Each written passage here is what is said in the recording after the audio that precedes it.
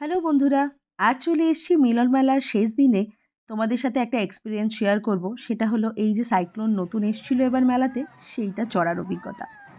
প্রথম চোটে একটু আমিও ভাবছিলাম যে কেমন লাগবে না লাগবে, তবে বিশ্বাস করো বেশ একটা মজা লেগেছে। মানে বলতে গেলে দারুণ, এক কথায় অসাধারণ। তবে হ্যাঁ, বাকিদের চিৎকার শুনে বুঝতেই পারছো যে তারা কিন্তু বেশ ভয় পাচ্ছিল। একটা টাইম আমারও একটু ভয় লেগেছিল যখন পুরোটা উল্টিয়ে দিয়েছিল। তখন একটু ভয় পেয়েছিলাম কিসের বলো তো? যেহেতু ফোনটা নিয়ে ভিডিও করছি, সেটা পড়ে যাওয়ার ভয় পেয়েছি। আদারওয়াইজ দারুণ মজা লেগেছে। এটা বেশ নতুন একটা অভিজ্ঞতা, প্রথমবার চড়েছি।